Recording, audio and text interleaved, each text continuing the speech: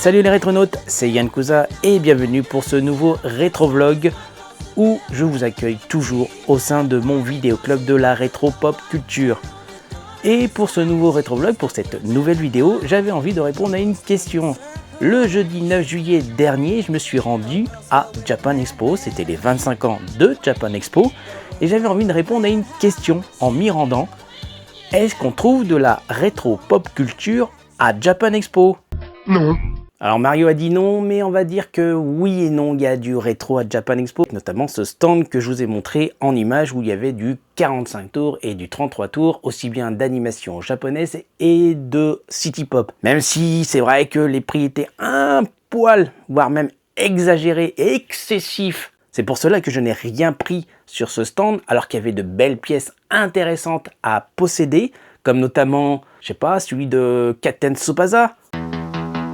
走る、蹴る、守る、サッカースタジアムの興奮をそのままに、あのヒーローたちが今よみがえる。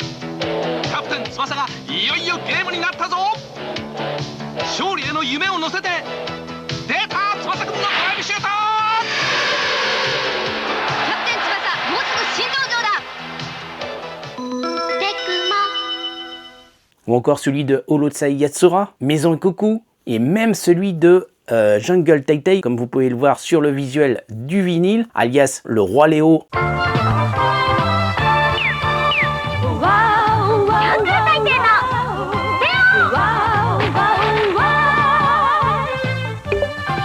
Oh, Léo.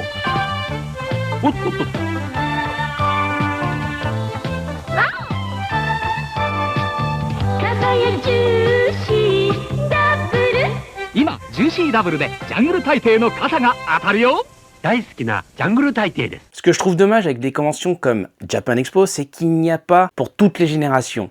Il y a des stands, du contenu à destination des générations actuelles, ça, il n'y a aucun problème pour moi. Mais ça manque vraiment de la mise en avant des années 70, 80, 90, voire début des années 2000, de la rétro pop culture. Alors, je m'explique, attention. Il y avait quelques artistes en lien avec ces décennies. Il y avait notamment Kiya Asamiya qui était présent sur un stand où il faisait du dessin, du drawing. Je n'ai pas pu filmer évidemment. De qui je parle? Évidemment, l'auteur de Silent Mobius.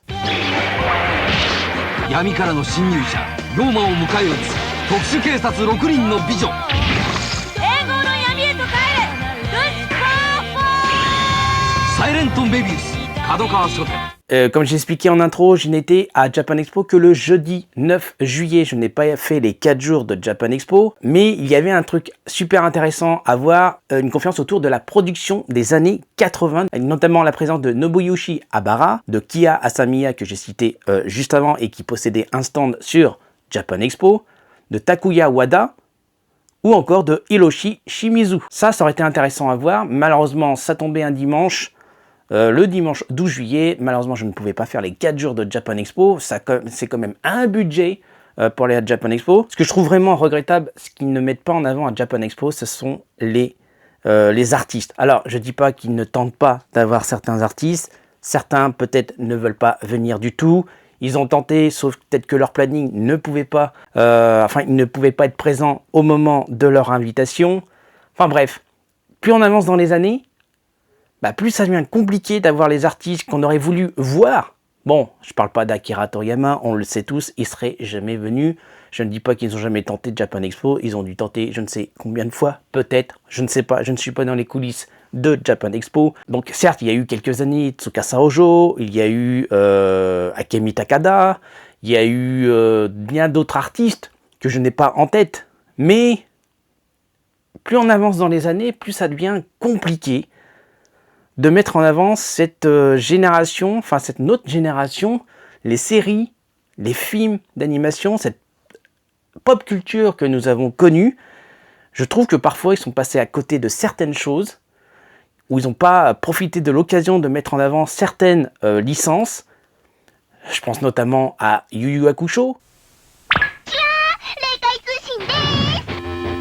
Yu Yu Hakusho がゲームになったんだよ。対戦モードが嬉しい格闘アクション。ゲームボーイソフト Yu Yu Hakusho トビから。みんな買ってね。Rumiko Takahashi, j'aurais tellement voulu qu'elle soit présente. Alors sauf erreur de ma part, vous pouvez me corriger, mais normalement elle est jamais venue. そこだけっていうのが各本人もなんかこう不安なものがあって、でそれを解消するためにはこれはもうその男が女になるっていう設定が各方もなんか違和感なくやれるんではないかな。Alors évidemment, je tourne la tête. Évidemment, il y a aussi Izumi Matsumoto qui est venu 2 fois, je crois, en France, et j'avais assisté justement à sa conférence il y a quelques années. Adachi. Ah, mes yeux tombent sur Adachi. Mais oui, Adachi, mais pourquoi? J'aurais tellement voulu qu'il vienne. Le problème d'Adachi, c'est que malheureusement, ses licences ne fonctionnent pas. Hein, il y a les mangas, il y a Iatari Ryoko, comme vous pouvez voir l'édition qui est sortie il y a déjà plus d'1 an, chez Nobinobi. Mais c'est vrai que ce genre d'artiste, Rumiko Takahashi, Adachi, enfin il y en a tellement, je ne les ai pas tous en tête, parce que j'ai peur de dire des conneries, parce que peut-être que certains sont venus, puis je ne m'en rappelle pas au moment que je tourne cette vidéo. Une autre réflexion, moi j'ai connu évidemment le cartooniste juste par les reportages, les différentes reports dans les magazines de l'époque comme Animeland ou Tsunami, enfin bref, ou Manga Player. Je n'ai pas vécu cartooniste. Je n'ai pas vécu et j'aurais tellement voulu. Malheureusement, j'étais très jeune. J'étais très jeune. Disons que j'avais pas les moyens de pouvoir me déplacer à ces conventions qui se trouvaient, donc à cette convention cartooniste qui se déroulait donc dans le sud de la France. Et quand je voyais les artistes qui venaient, il y en a certains, j'aurais tellement voulu les croiser, les rencontrer, voire même avoir des dédicaces, enfin bref. Ce genre de convention, j'aurais tellement voulu que ça soit un peu la même façon pour Japan Expo. C'est que Japan Expo prenne, avec les moyens actuels maintenant, de proposer ce genre de contenu. Alors je vous ai parlé d'un stand qui vendait du 45 tours et du 33 tours. Par contre, autre produit qu'on ne trouve pas du tout à Japan Expo, enfin du moins, si c'était le cas, n'hésitez pas, et si vous avez été présent à Japan Expo à cette édition de cette année, mais je n'ai vu aucun stand qui vendait du Laserdisc. Mais ça, je n'ai jamais vu à Japan Expo. Alors peut-être qu'il y a eu un stand à une époque, c'était le cas, mais à ma connaissance, non. J'ai fait quand même plusieurs éditions à différentes périodes de Japan Expo.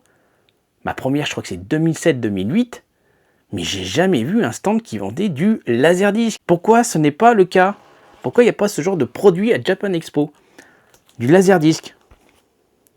Moi, je pense que ça peut être intéressant de trouver ce genre de produit. Il y aurait des amateurs, dont moi le premier. Donc à la question que je pose dans cette vidéo, y a-t-il du rétro à Japan Expo, de la rétro pop culture à Japan Expo? La réponse est oui et non. Et comme je le disais un peu plus tôt dans la vidéo, mais pas de la façon que j'aimerais que ça soit représenté. C'est normal qu'il y ait du contenu pour les générations actuelles, ça je ne le remets pas en cause. Mais j'aurais tellement voulu qu'il s'adresse aussi à nous, notre génération, de faire venir des artistes. Bon, malheureusement, plus on avance dans le temps, plus c'est compliqué d'en avoir certains qui sont soit trop vieux ou qui ne sont plus du tout là. Mais c'est vraiment, c'est ça. Ma question, c'est ça. C'est ça mon ressenti. Le fait que je ne me rends plus du tout à Japan Expo, sauf à quelle exception près, notamment Tetsuya Komuro, l'un des leaders de TM Network, j'y étais et je me suis dit, c'est l'occasion d'y aller, de le voir, même s'ils n'étaient pas tous les trois en tant que TM Network, mais c'était une opportunité d'y être. Après, il y a d'autres, j'ai vu Go Nagai, parce que j'y avais été à l'époque, moi j'allais à Japan Expo en accès presse, donc j'ai pu rencontrer Go Nagai, Leiji Matsumoto, les Bioman, enfin plein d'artistes, Tomino, on a eu en interview, enfin bref, tellement d'artistes qu'on a eu, hein, je ne remets pas en cause. Mais c'est dommage de ne pas s'adresser, Japan Expo pour moi devrait s'adresser à toutes les générations, faire des stands, des halls même, des halls dédiés. C'est tellement immense Japan Expo que il y a possibilité de faire ce que j'ai en tête en fait. Dédier des halls à la rétro pop culture. Parce que le but de Japan Expo, c'est de faire, d'être rentable, de faire de la maille, si je devais m'exprimer ainsi. Mais je ne comprends pas qu'ils ne partent pas dans cette direction. Ouais, l'idée des halls dédiés à chaque génération, ça pourrait être pas mal. Déjà, ça virait beaucoup de stands qui vendent de la contrefaçon. Ça réglerait le problème. Ou faire venir des artistes ou des semi-pros ou des amateurs. Vous allez peut-être me dire dans les commentaires, non, Yann Cousa, malheureusement, nanana, petit, ça c'est pas possible, tata. C'est mon idée. Je me doute que ça sera peut-être jamais du tout. Comme je l'ai expliqué, plus on avance, plus ça devient compliqué d'avoir des artistes ou de représenter. Enfin, les artistes, ok, mais de représenter les licences, c'est possible. Il y a des remakes qui se font de plus en plus chaque année. Donc pourquoi pas? Donc voilà, c'était la question. Y a-t-il de la rétro pop culture à Japan Expo? Eh ben on va dire oui et non. Mais voilà, c'était une vidéo que j'avais envie de faire. C'était un sujet que je voulais aborder. N'hésitez pas à laisser un commentaire. Dites-moi ce que vous avez pensé de cette vidéo. J'espère que vous appréciez le contenu que je vous propose sur cette chaîne, qui sont donc du rétro vlog. J'appelle ça du rétro vlog parce que c'est du vlog que je fais en mode rétro dans mon vidéo club de la rétro pop culture. Alors évidemment, c'est pas que quand je dis vidéo club, c'est pour imager en fait. C'est pour imager pour tout ce que je possède en termes de rétro pop culture. Hein. C'est pas... Il y a de la VHS, il y a du DVD, il y a du laserdisc, il y a du manga. Donc j'espère que cette vidéo vous aura plu. Merci à vous de regarder et d'être de plus en plus nombreux. Alors c'est pas énorme, mais ça commence à prendre. La dernière vidéo que j'ai sortie, qui était donc du unboxing de colis, a bien marché. Bon, elles sont pas ouf, hein, les vues, mais elle a pris. Donc merci en tout cas de vos retours, de vos commentaires, je vous lis, je vous réponds. Donc laissez un commentaire, abonnez-vous si ce n'est pas déjà fait.